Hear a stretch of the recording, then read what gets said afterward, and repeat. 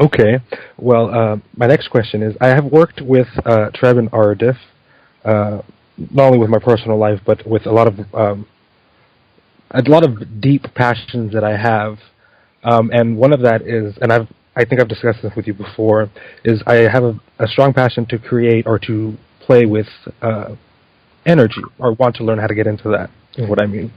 Yes. And Treb had gave me some advice of a format that have been used in the past by maybe just the general ancestors of humans, like indigenous tribes from the past, Yes. that they used a combination of electromagnetic energy, Yes. sound energy, Yes. and they understood the properties of how crystals can hold those two together. Yes. Yes. And they have basically shared that format with me, and I have been playing with that for a couple years, mentally at least. I haven't really acted on those things physically because I to some degree, well, to a big degree, still have a hard time understanding the format itself. Yes. Do you think you can expand on that? Well, if you're looking more so into the aspects of crystals, crystals themselves are resonators for the aspect of memory.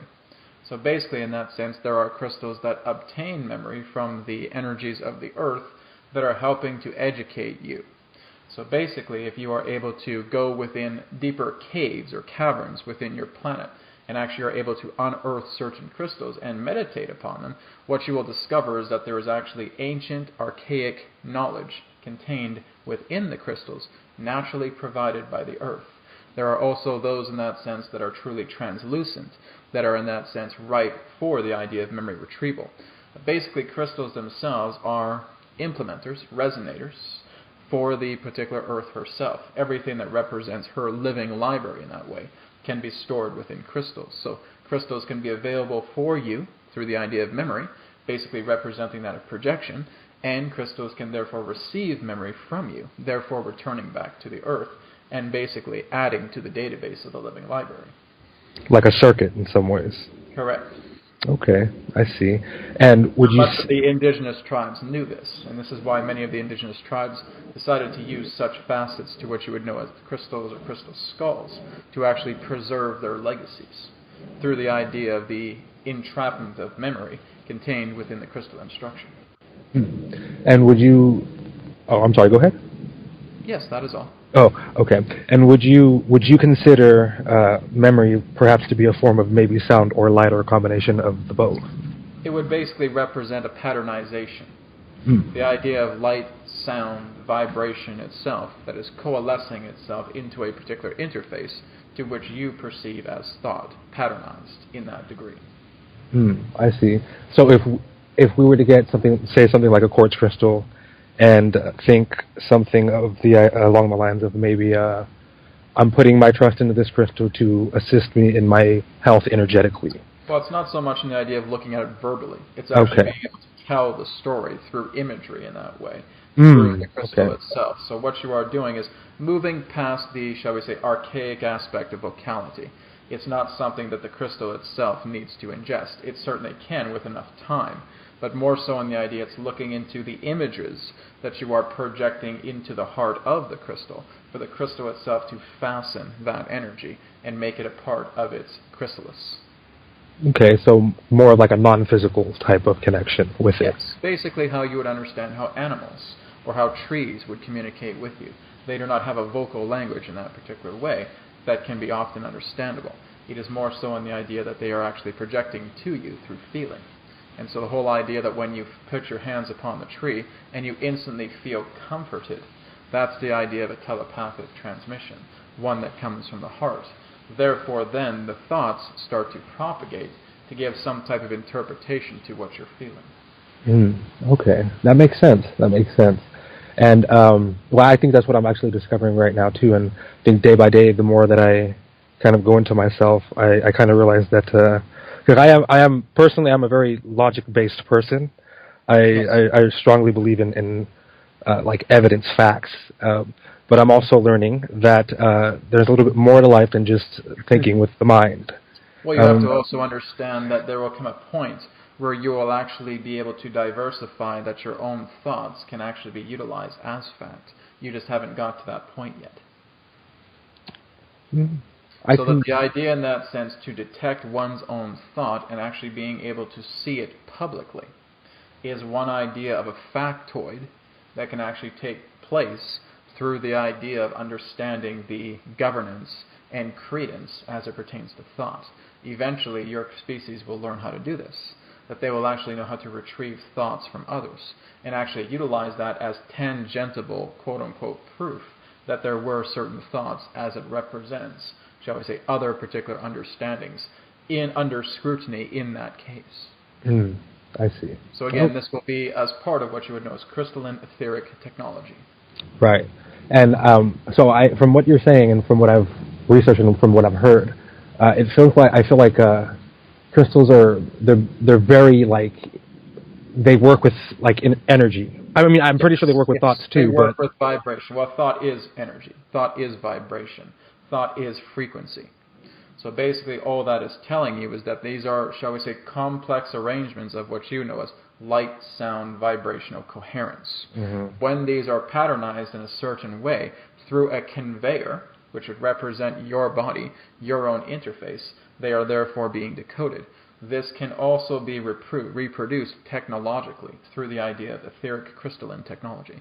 There are beings that utilize the idea of thinking machines in that way. Not so much producing thoughts, but being able to examine them, being able to interpret them. Okay, I see. So those are, again, a tangential aspect as it pertains to thought, because there is a physical aspect in some form as it pertains to mass that is identifiable within your reality. Okay, I see. Well, thank you for sharing that. Yes. There would basically have to be in order for you to receive the thought. Okay. And so I have thoughts are, they're pretty much, it's like you can create them from thin air. I mean, there's like the mind's infinite, or, the universe is infinite. You're not creating a thought. You're basically aligning to a thought. Because they all exist. They're already all there, right? Already created, yes. They're all here and now. It is all part of what you would know as a massive morphogenic field. Basically, you are simply aligning to the database that contains all thought here and now. So what you're doing is you're pulling vibrational strings from a database, and therefore the etheric connection, which cannot currently be detected by many of you, but eventually can be through technology, is something that you can notice in regards to what is being received as a conduit, and therefore being able to determine this is the thought patternized that represents this particular theme. Okay, I see how that makes sense. Yes, so you have to look at the universe as one gigantic database. Everybody shares the infinitum of thought contained within this database. So then, how is it that we're limited then, in terms of what we're able to do? Really limited. That's the whole idea. That is a perception. I see. So we are able to do limited beings. It is the idea that you, in that sense, tolerate emotion that creates the aspect of limitation. So we actually. Well, no, I shouldn't say actually, but so aside from knowing that we are capable of doing pretty much great things, the only things that do stop us is what we put on ourselves as individuals. Your own limitations based upon emotional disarray, because your culture has basically become used to feeling that you can't get past emotion. So basically you have to manage emotion. You cannot, in that sense, exchange it for something that serves. Right. And so can you say, for the human experience at least, emotion is kind of like energy. It's pretty much what humans will use. It is. It's actually one of the most intense energies there is, because emotion barricades you into a corridor or capsule as it relates to a particular belief system. So belief system is the capsule produced by the emotion, by validating it into feeling that this is what you are. And would you say that this is why we are vastly all different from one another, races and individuals? Basically upon a separation agenda, yes. I see. Wow. Makes a lot of sense. So looking into your idea of religious philosophies, looking into your governmental philosophies, much in regards to all these different forms of sociological philosophies, have incurred aspects of belief systems infused by emotions, attempting to retaliate any greater knowledge of those who want to know more of themselves. And from what you're able to sense, what percentage of the human population would you say are aware of that? It is becoming more and more risen each and every day. But we would say, again, there is more of a rise from what you would know as 35 to 45% on average. And again, raising up more. That's good to hear. That's good to hear. It gives me hope. Many people know this, but the idea of application is a different story.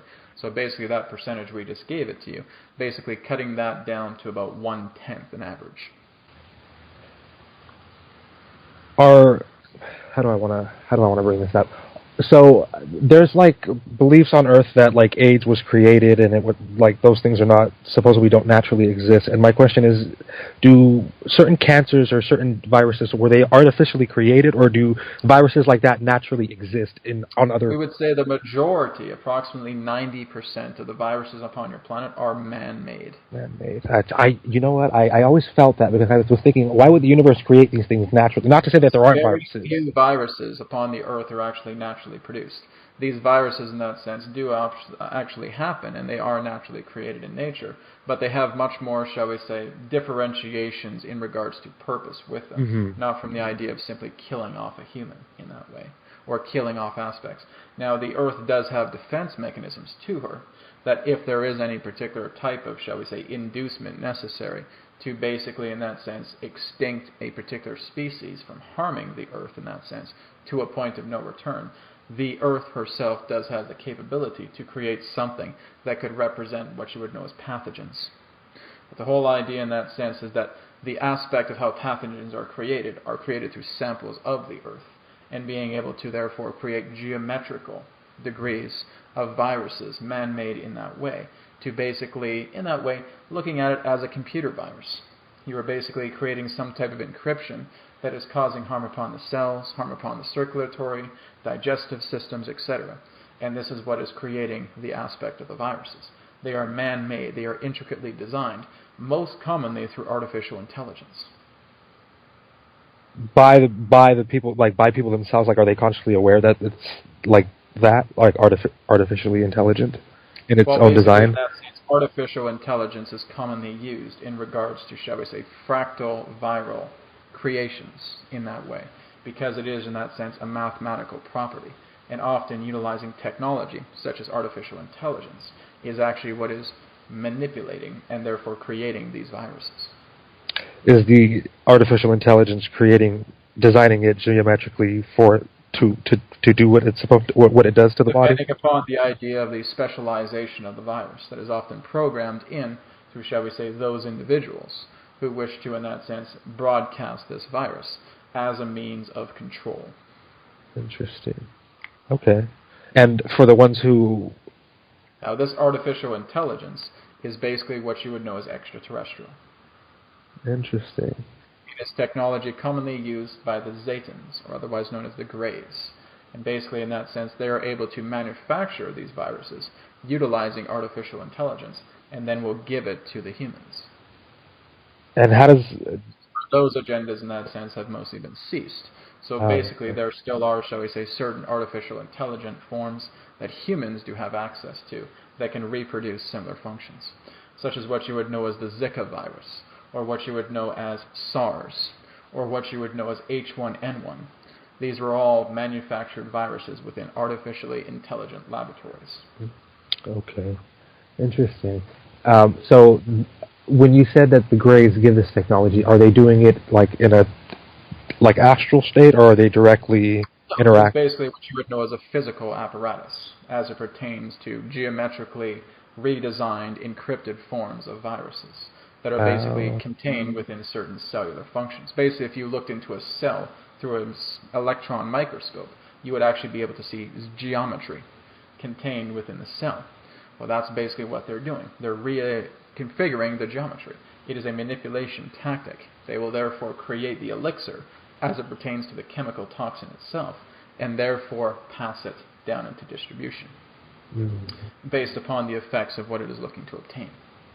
I see. And what are I mean for the people that do happen to suffer because of those agreed agendas? It is karmically attracted, Uh, yes.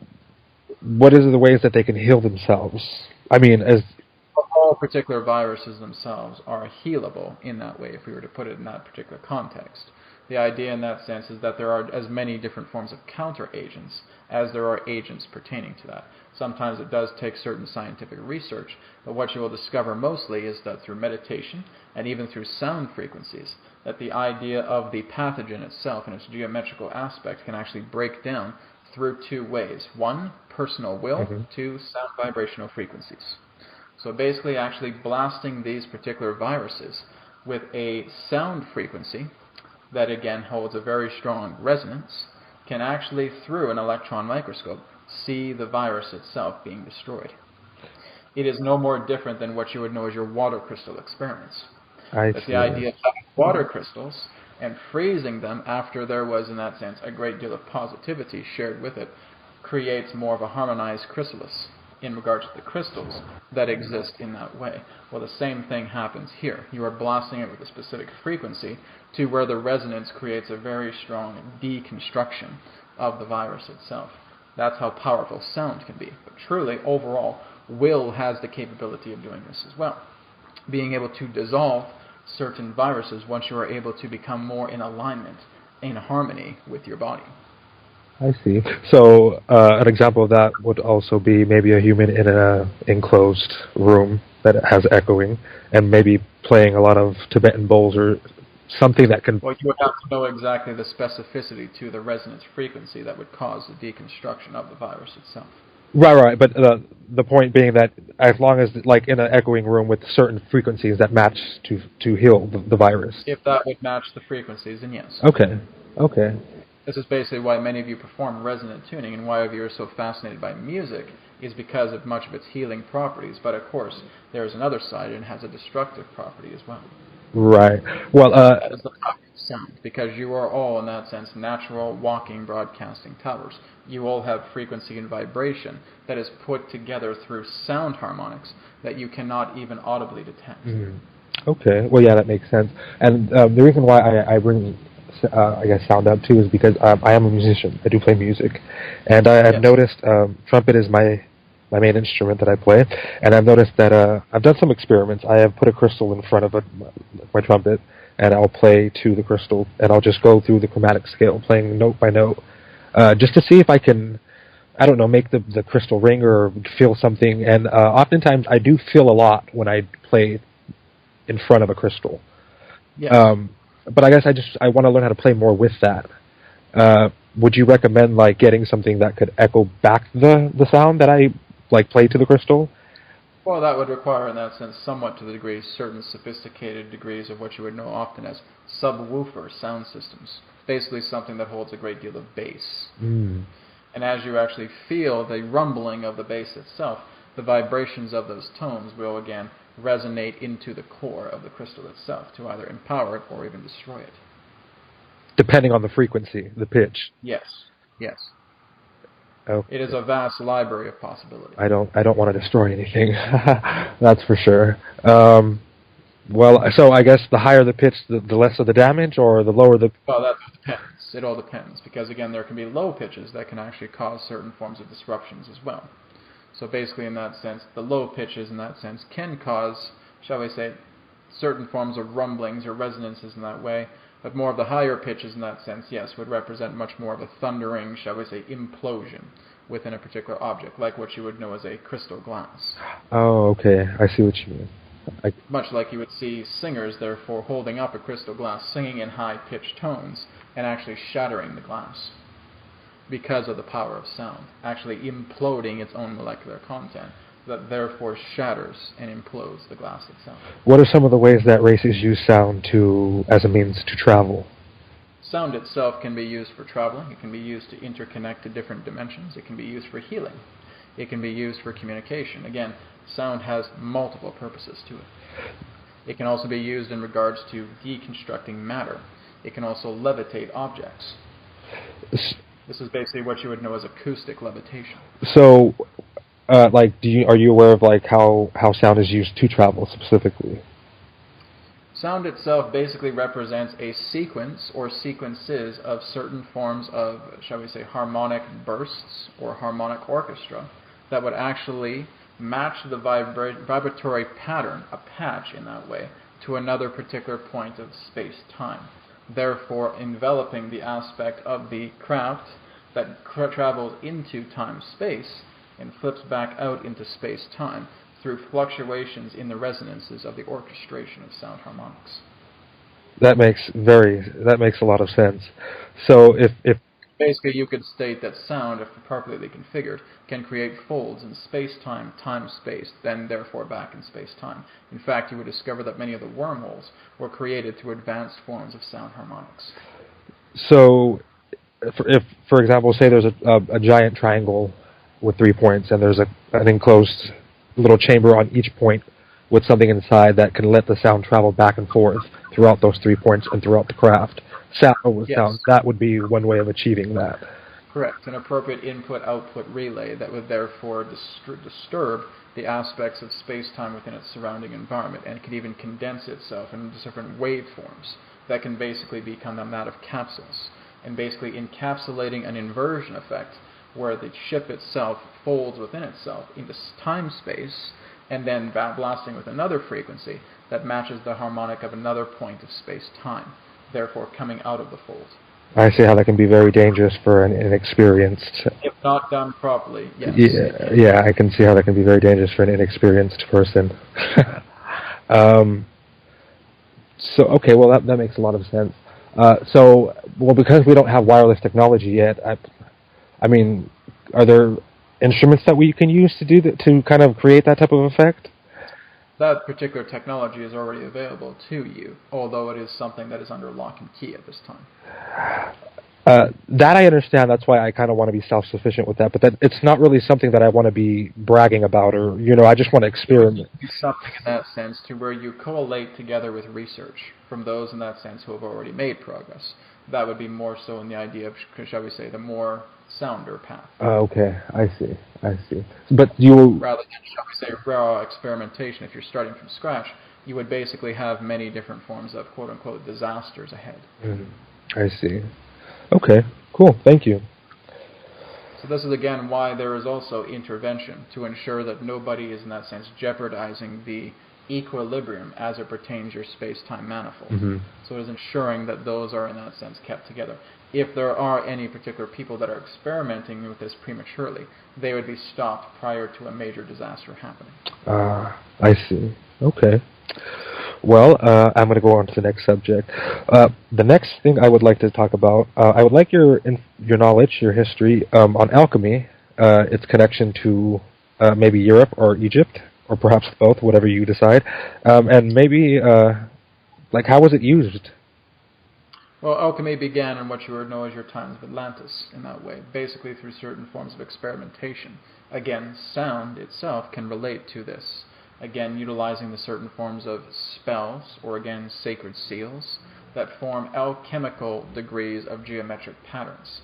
These alchemical degrees of geometric patterns can also be functioned in regards to how you are understanding the blueprint as it pertains to the seed of life. Therefore, there would be examinations of many different forms of natural elements within nature, that you would find your plants, your herbs, your spices, etc.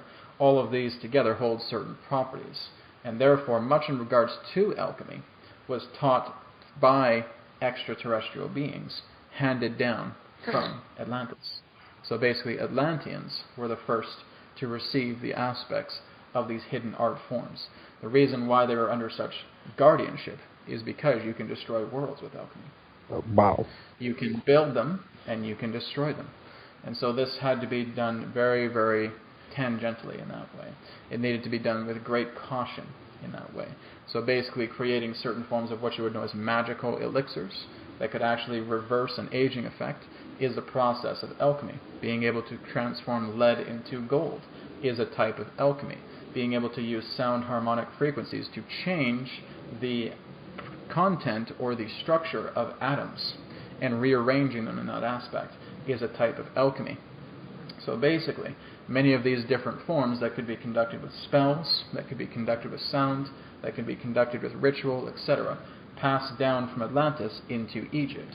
And again, Egypt itself would often use alchemy pertaining to the idea of improving the fertility of their lands. This is why Egypt was known as the Black Land in that way, simply because of its increased state of fertility that was often used through the idea of alchemical practices. Through Egypt, it therefore descended into Tibet and ancient China. Through Tibet and ancient China, it also forward into India. Through India, it then eventually started to become more popularized through Europe in that way, once there was more, shall we say, collective discoveries in the idea of them wandering upon these lands and discovering that this exists. It was never, in that sense, really openly given to them. It was more so, in that sense, them taking it and then being able to get more of an understanding of it that way, in regards to, shall we say, the traditional roots of it. Okay, I see what you mean. So it was in some ways almost by accident how far it got. Correct. Basically, this was meant to be hidden knowledge from much of what you would know as the great teachers of the lands, from what you would know as Egypt, Tibet, China, India.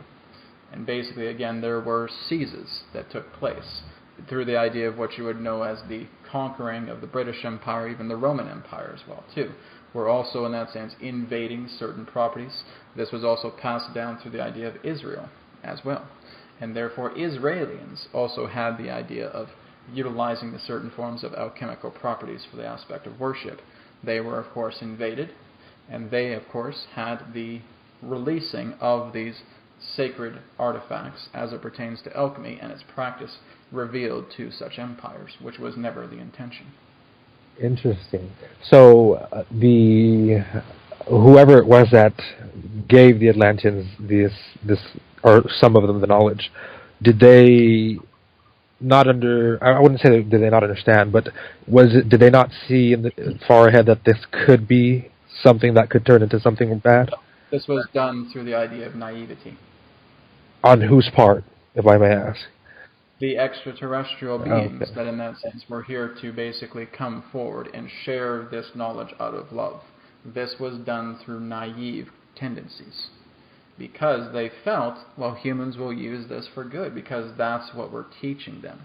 We never ever considered the idea that they would actually turn around and use this for their own good to basically cause chaos with others. So that was not something they saw, because the idea of trickery in the aspect of an extraterrestrial galactic community is very alien.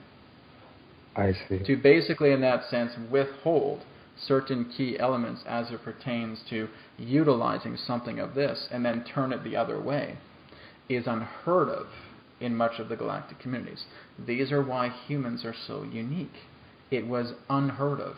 It was unfathomable. Interesting. The whole idea in that sense is that they felt if we give this to humans and we teach them how to use it for good, they would therefore reciprocate to use that for good. Why would they want to do anything else? Well, therefore, that represents the many different facets of the human being in regards to their capabilities. You surf the levels of contrast unlike any other species in all of creation. That's how powerful you are. Wow. So that was basically the quote-unquote naivety. But it basically was not seen as naivety at that time, because there was no particular form of preference of saying that, well, we're not going to give this to the humans because they'll just misuse it. No, our intention is to come upon Earth and share with good tidings how this can be used harmoniously to benefit the people. Why would they want to use it in any other way?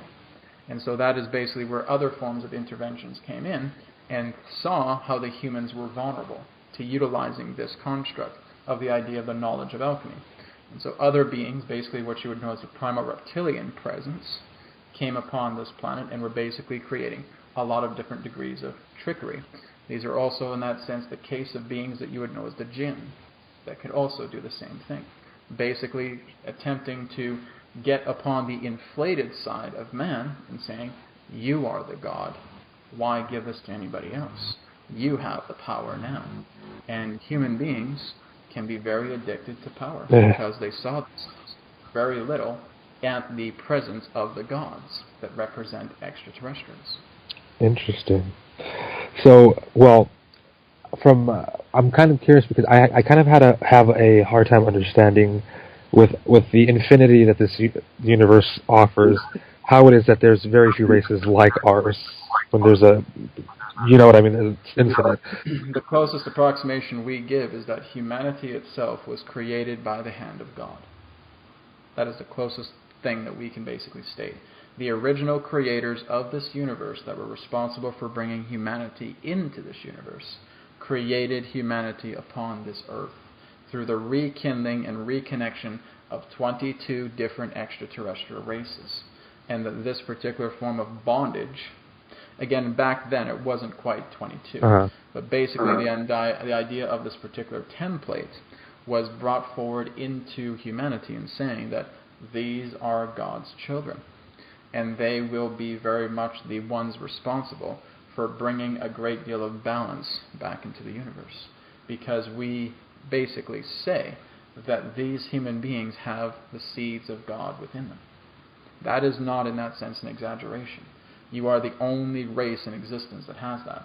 Therefore, for beings to come upon this planet, you must be a very masterful soul indeed.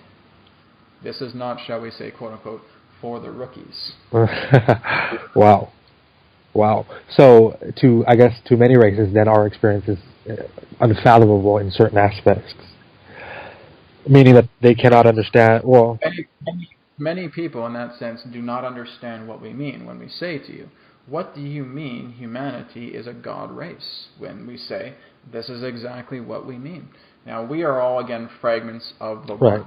But because there has been so many segregations and so many different forms of experimentations that have created sub-races and sub-sub-races and sub-sub-sub-races, this has degraded much of the genetic code.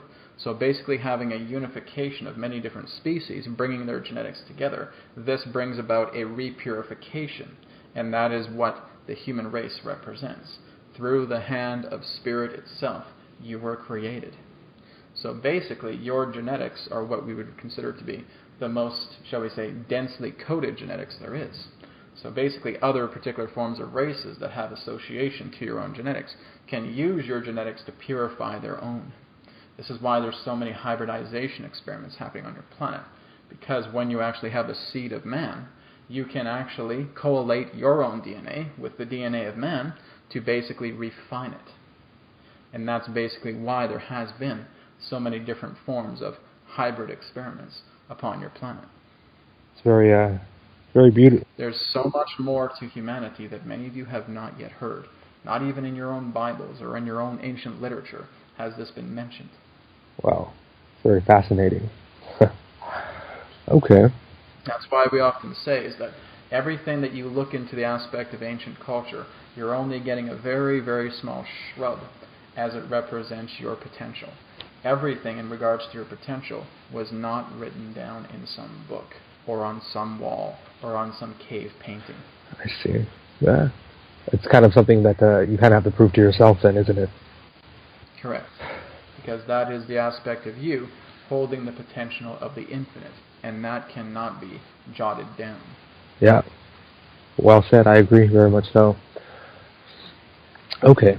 Well, the next thing I would like to move on to is, let me see real quick. I just had it right now too. I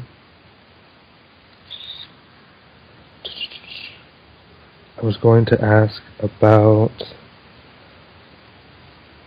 Damn, what was it that I was going to ask you? Give me a few moments. I'm sorry. I'm totally slipped my mind. Yes.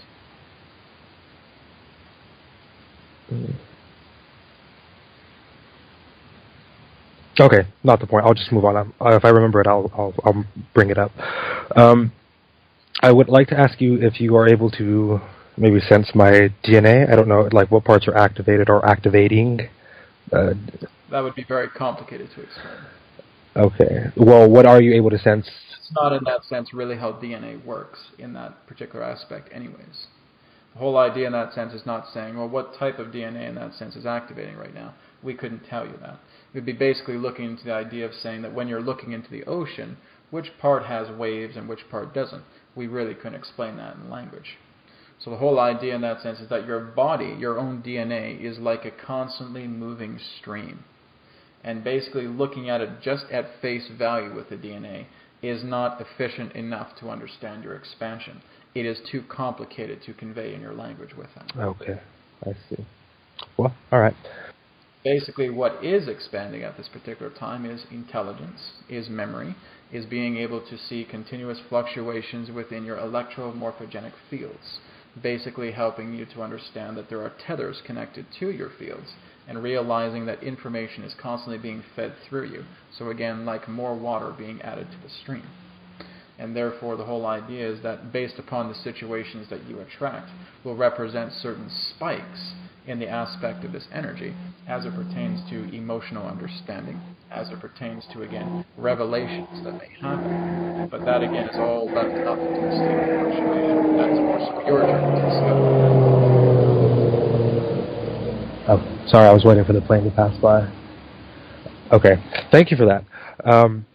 I actually remember what I was going to bring up now. I'm wondering how agriculture was in the past. What did they use for plants? Did they use sound? Did they water? Like, what was it? I feel like they had a different connection with plants and food and stuff like that. Well, that would depend in regards to the era that you look at. There are many different eras in that sense, to even prior to sound. Many of them, in that sense, came to the knowledge of actually knowing what type of plants to use by entering certain psychedelic states.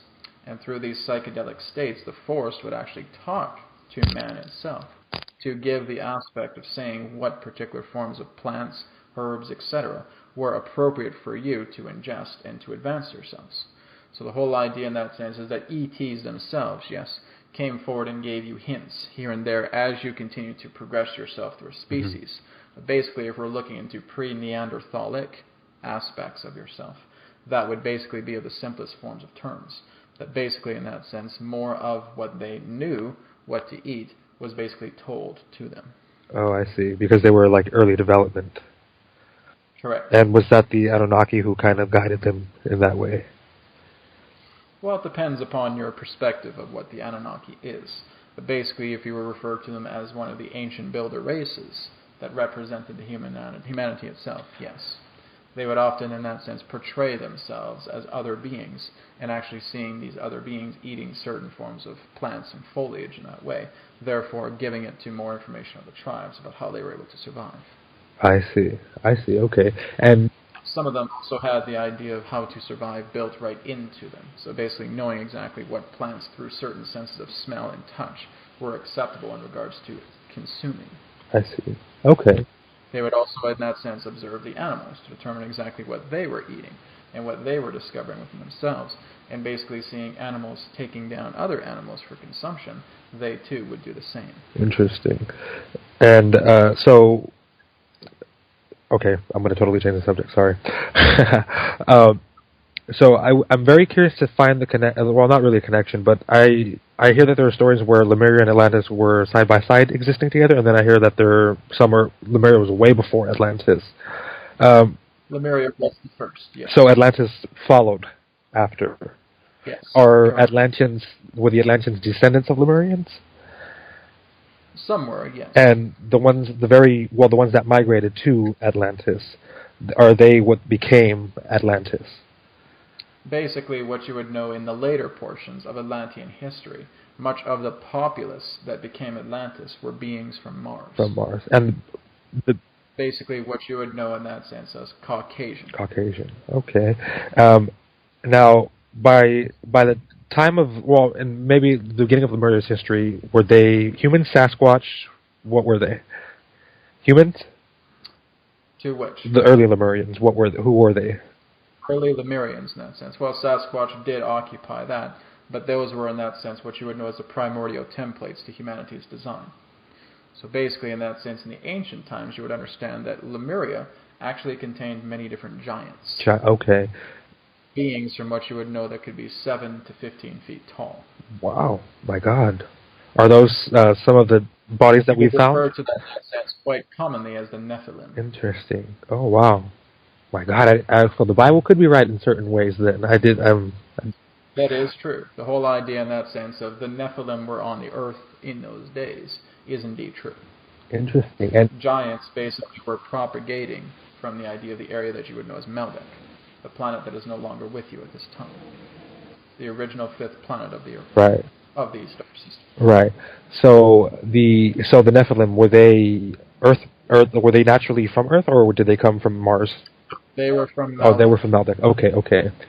I see. Then they migrated to Mars and they migrated to Earth. And was there a culture or a civilization that existed on Earth before the early Lemurians? Yes, basically what you would know as pre-extraterrestrial refugees, colonists in that way. Escaping war or just looking for a new... Yes. They would basically utilize the idea of the Earth as a refuse. Interesting. Others would be here for other reasons, because this was all part of, in that sense, a pre-concept to begin a sacred experiment here. Interesting. So again, that was founded as well, too, through certain forms of, shall we say, advanced races. Okay, so what is there a race that naturally developed on Earth maybe millions of years ago? Beings that you would know as insectoid and reptilian, yes. Okay. Now, for the insectoid, did they grow to be humanoid, or is it what we know today as the insectoid kingdom? Yes, you could understand them as a sentient intelligence, similar to the idea of humanoid form, or somewhat like. And they evolved naturally without interference from another race? Correct. And how long ago was this, if you can give me a time? Not that it matters, but it's just, I'm curious. Well, within your millions of years ago. Okay. Interesting. And what were the... do you have history on them, archives? What were they like? They were basically, in that sense, very, shall we say, abundant in many different ways. They basically occupied the Earth well within the millions. Right. Wow.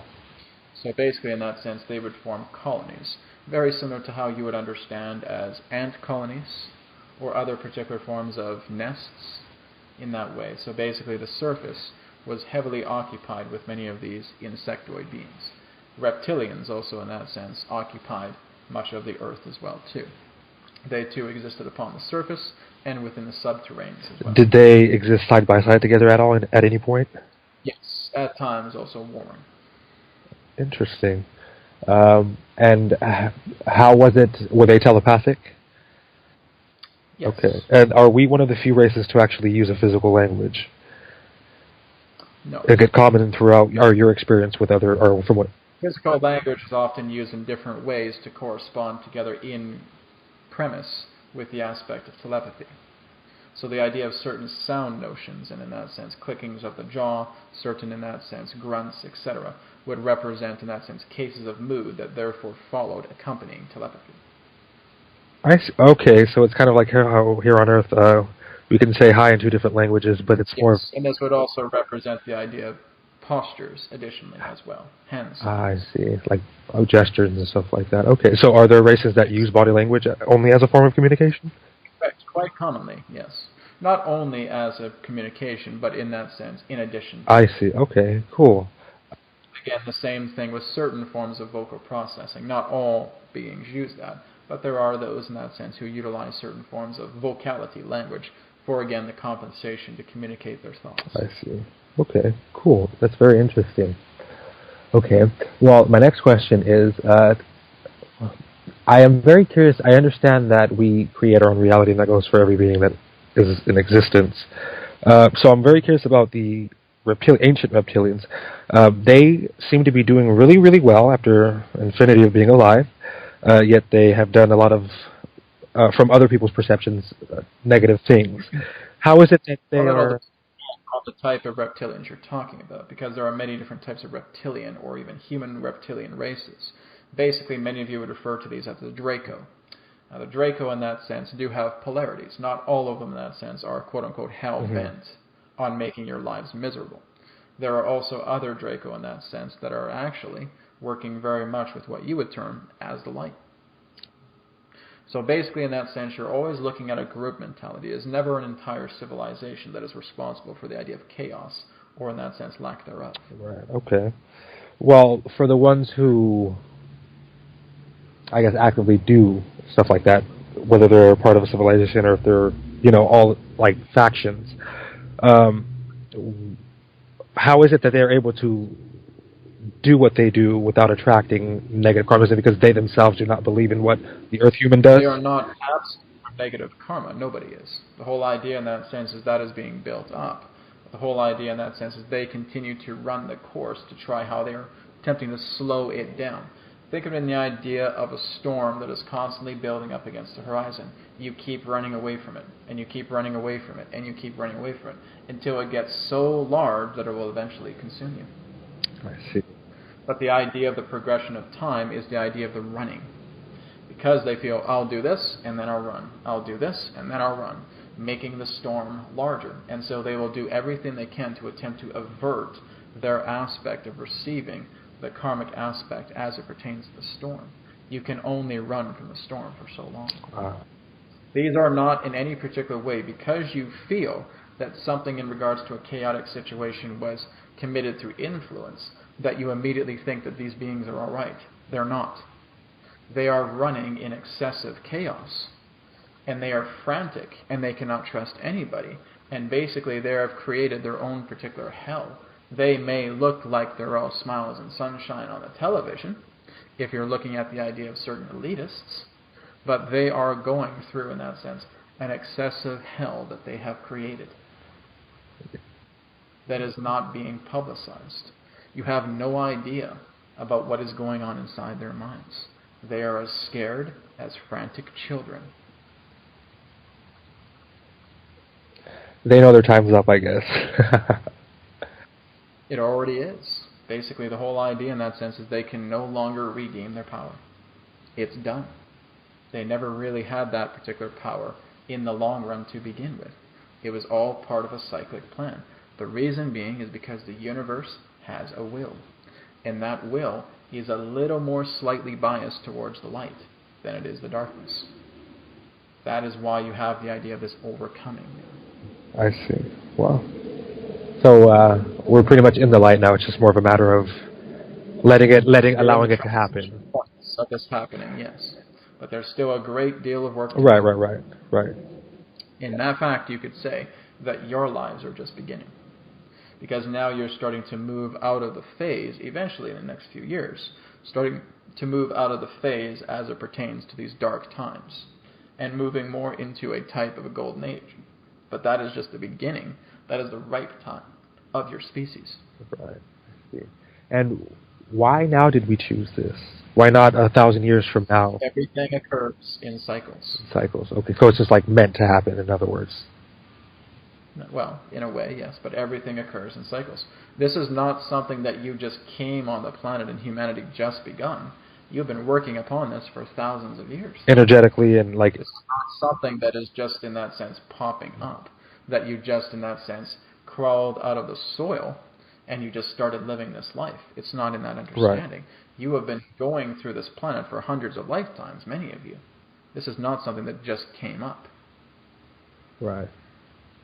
This is, again, a culmination of energies, of cycles, collapsing upon themselves and beginning new. And all races experience this. Yes. I see.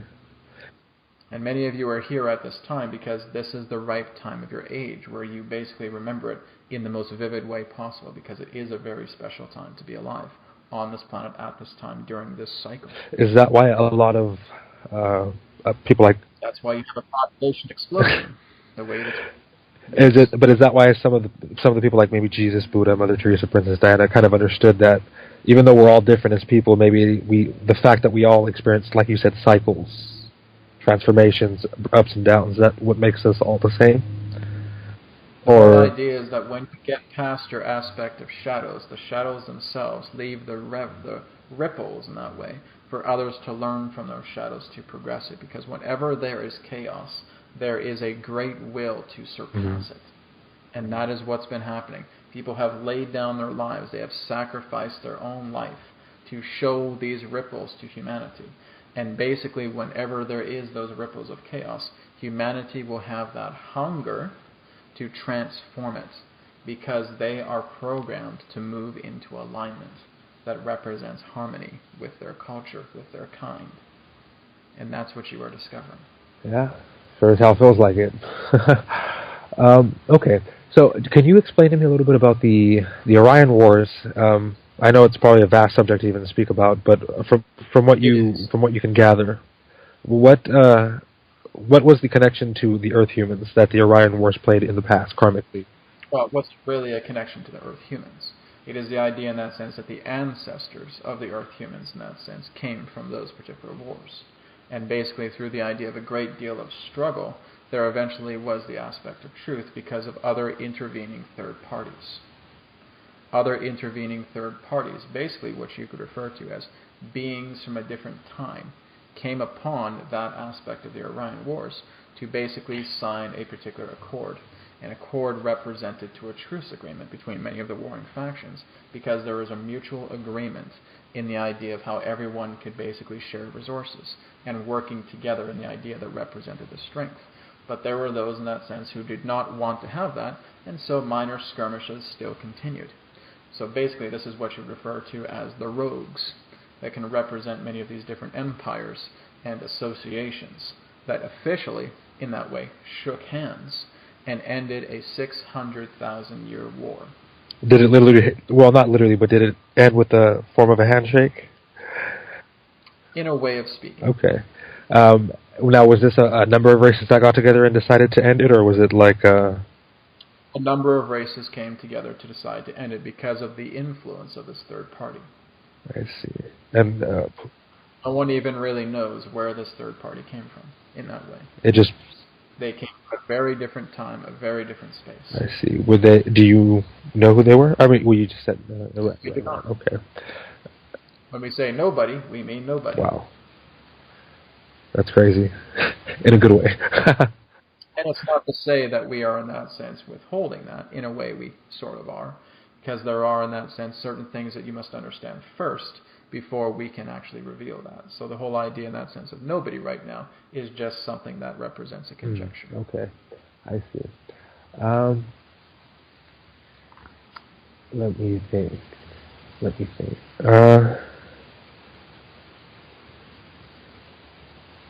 Oh, okay. Tell me a little bit about your race. I heard you say one time that your race started in 4th density. What was that like for you guys in the beginning? Like, I know you guys were placed in Sirius, but... Very similar to what you would know as Earth in a certain way, but basically what you would know as existing within crystalline cities. Basically imagining a world of crystal. A crystal of energy of rainbow light. That would basically represent a former planet to which we once existed, to which we have now converged together within the star of Sirius. Okay, and you guys chose your existence yourself. You guys weren't spawned from a race, or you guys didn't evolve naturally. You chose your existence. Well, we would basically have our origins in the areas of what you would know as ancient Lyran civilization. Oh, I see. So that's kind of your lineage, the Lyran system. Yes, yes. Different forms of human lineages in that sense that came from different, shall we say, aspects pertaining to that of Lyran. Okay, and was that... We also have other genetics of other races that came from different galaxies as well. I see. So this basically comes to the idea of how much of the races were, again, spliced and continuously spliced over and over and over again, that would actually start to create degradation within the genetic sequence. So this is why there was more of an effort to create the Earth human from the original creators, to basically bring restoration back.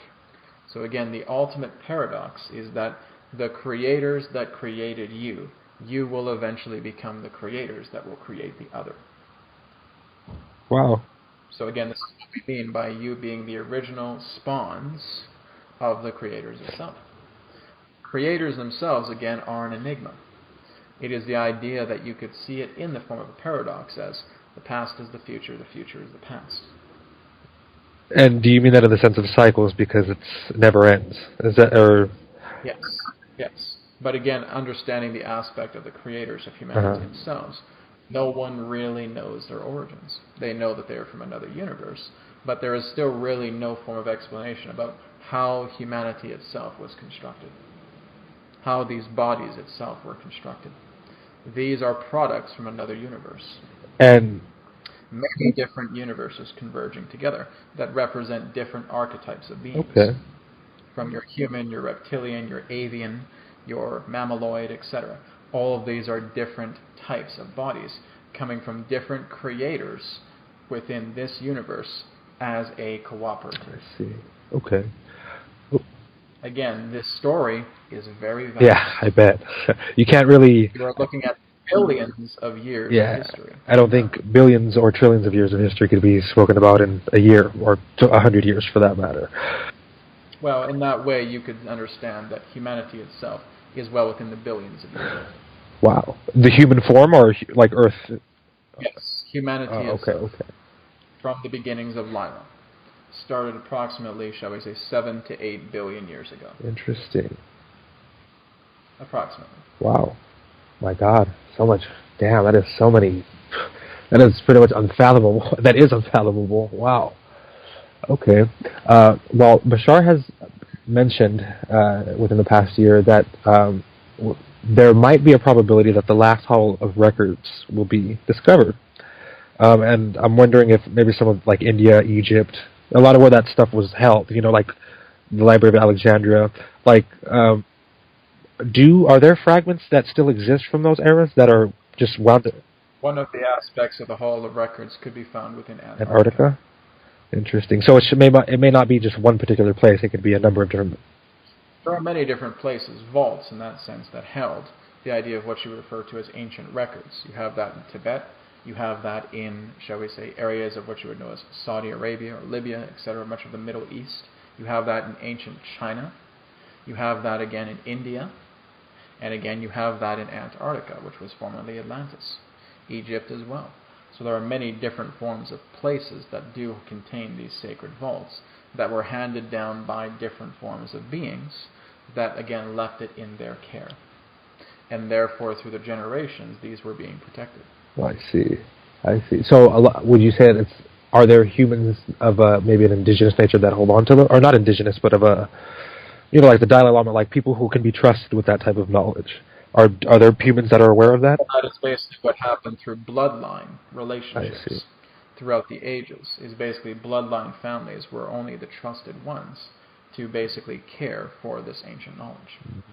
It needed to be in the idea of what is referred to as the pure bloodlines that would allow the idea of honor or integrity in that particular way in their own belief to basically create sanctity for these ancient vaults of knowledge. And they would give up their own lives to protect it. I see how that's manifesting out externally through a lot of different things. So is that a lot of the reasons why governments tend to act really hostile? Yes. And is it because also maybe there's maybe a faction of a government knows something about another government, secrets, that are very valuable? Well, there are many secrets. Right. But is some of the reasons why we may go into other countries, not necessarily America either, but countries in general? Yes, not just for the alibi of what you would refer to as oil, but also in that sense, looting certain vaults. So, okay. Basically, in that sense, taking these particular forms of ancient relics, bringing them out into outer space, and utilizing them for trade so that other species can purchase these forms of relics, and that humanity, in regards to those shadow agencies, can actually receive an abundance more of technology that could advance themselves further. So basically, you must understand that beyond your world is an intergalactic exchange center.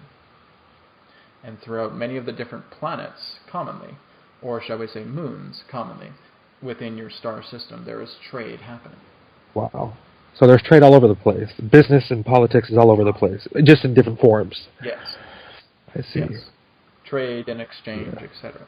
Now, again, the aspects of trade can be quite vast. It can be aspects from what you would know as ethereal technology, other different forms of technology, and sometimes it can be biological. Interesting. Very interesting. Which means, in that sense, the trading of certain human beings for other forms. Wow. Very interesting. Okay. Well, my next question, and by the way, Adronis, just to let you know, we have about 8 minutes left. Just to let you know. Yes. So my next question is, do you see the crystal skulls being found at all within the next decades, centuries?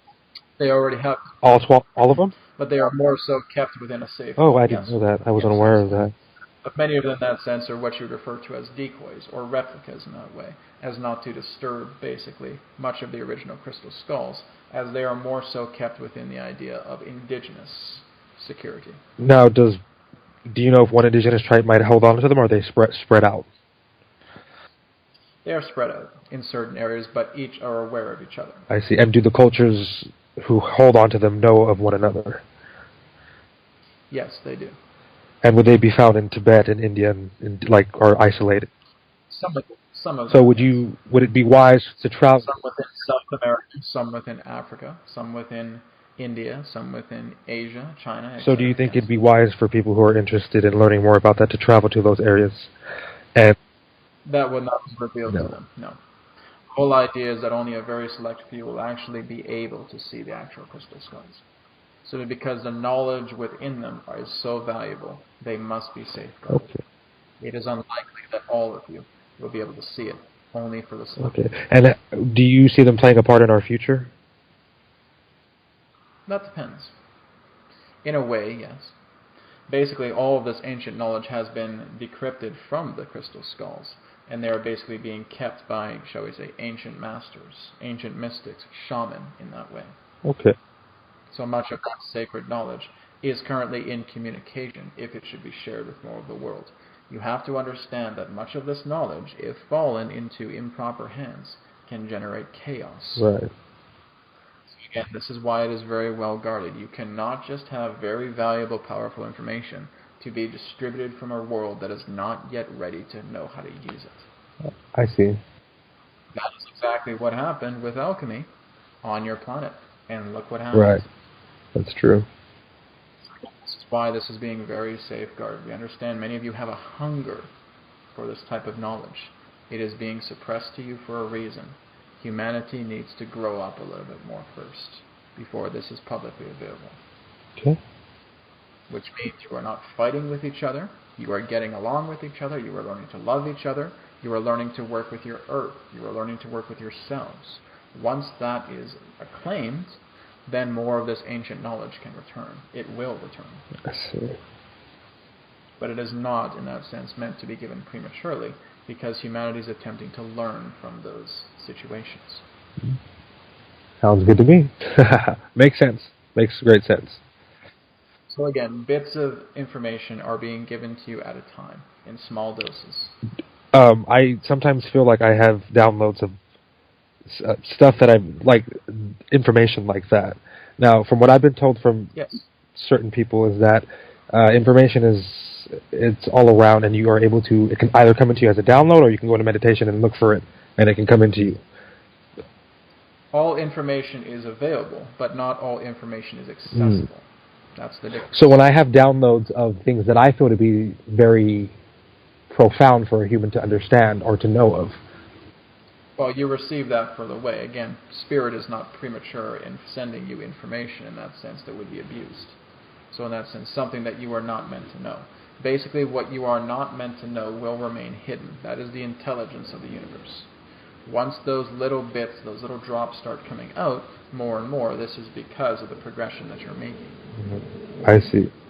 It is not just going to be given to you in just one big Right. I'm pretty sure that would be very overwhelming for a lot of people. Yes, it would be.